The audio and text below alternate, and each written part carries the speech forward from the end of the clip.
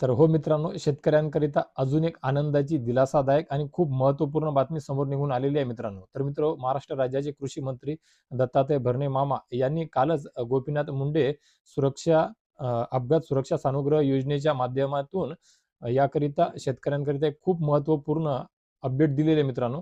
ज्यामध्ये गोपीनाथ मुंडे शेतकरी अपघात सुरक्षा सानुग्रह योजना ही जी आहे, या अगोदर जवळपास तालुका कृषी कार्यालय येथे जाऊन शेतकऱ्यांना त्याकरिता जी मदत, जे अनुदान मिळवायचं होतं, त्याकरिता त्यांना पंचनामा वगैरे इतर जे काही सर्व कागदपत्रे हार्ड कॉपी लागत होती, तिथे जाऊन सादर करण्याची आवश्यकता पडत होती मित्रांनो. आणि वेळप्रसंगी बऱ्याच वेळा त्यामध्ये त्रुटीसुद्धा येत होती आणि बऱ्याच वेळा कृषी कार्यालयाची चकरासुद्धा माराव्या लागत होत्या मित्रांनो.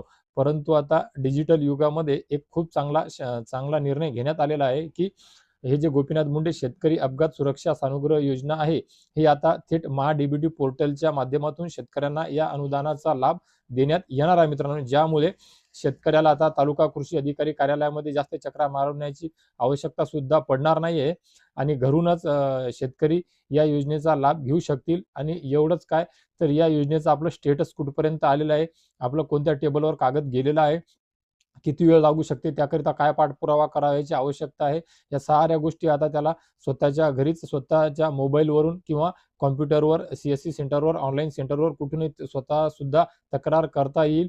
त्याचं स्टेटस सुद्धा पाहता येणार आहे मित्रांनो.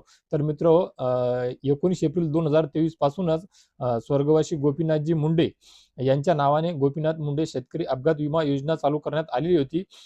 त्याचे नामांतरण पुढे जाऊन गोपीनाथ मुंडे शेतकरी अपघात सुरक्षा सानुग्रह योजना असे करण्यात आलेले होते. आणि त्यामध्येच आता भरीव एक चांगली अपडेट, म्हणजे चांगला अपडेशन करण्यात आलेलं आहे, जे सर्व शेतकरी बांधवांकरिता हिताचं आहे. तर या योजनेच्या माध्यमातून शेतकऱ्यांना अपघाती मृत्यू झाल्यास, म्हणजे शेतावर काम करत असताना कुठल्याही प्रकारचा अपघाती मृत्यू झाला, तर त्यांना 2 लाख रुपये आणि जर एक डोळा आणि एक अवयव जर कायमस्वरूपी निकामी झालं, तर त्यांना 1 लाख रुपये दिल्या जात होते मित्रांनो. तर या योजनेकरिता 2025-2026 या वर्षाकरिता या योजनेसाठी जवळपास 125 कोटी, म्हणजे 120 कोटी रुपयांची तरतूद करण्यात आलेली आहे मित्रांनो. ज्यामध्ये 4,359 शेतकरी प्रस्तावांना जवळपास 88.19 कोटी रुपये त्यांच्या बँक खात्यामध्ये जमा सुद्धा करण्यात आलेले आहे मित्रांनो. तर आशा करतो की हे जे शेतावर काम करणारे, बांधावर काम करणारे शेतकरी आहेत आणि त्यांना जे वेगवेगळ्या कारणास्तव अपघाती मृत्यू किंवा येतात, किंवा सामना करावा लागते, किंवा त्यांचं वेगवेगळ्या प्रकाराने जनावरांनी हमला केला, किंवा लाईन पडून, किंवा जे काही वेगवेगळे काम करत असताना हार्ट अटॅक आले, किंवा जे नैसर्गिक आणि ज्या योजनेमध्ये पात्र बसू शकतात, अशा सर्व नियम व अटीला धरून शेतकऱ्यांना, जेव्हा शेतकऱ्यावर घाला होतो, त्यावेळी शेतकऱ्यांना काहीतरी मदत व्हावी याकरिता जी योजना राबवण्यात आलेली, ही योजना अजून सुकर करण्याकरिता, सुटसुटीत आणि सोपी करण्याकरिता महा-डी-बी-टीच्या माध्यमातून शेतकऱ्यांना या योजनेचा लाभ घेण्यात येणार आहे. म्हणजे ऑनलाईन प्रणालीमध्ये त्यांना खूप सुकर होणार आहे. ही अशी एक महत्त्वपूर्ण अपडेट होती, जी आपणा सर्वांपर्यंत मी शेअर करण्याचा प्रयत्न केलेला आहे मित्रांनो.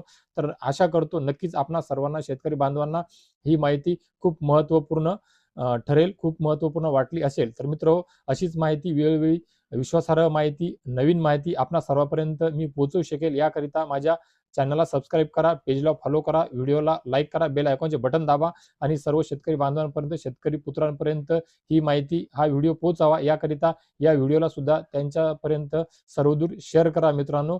तर भेटूया एका नवीन व्हिडिओमध्ये, नवीन अपडेट सोबत. तोपर्यंत धन्यवाद मित्रांनो.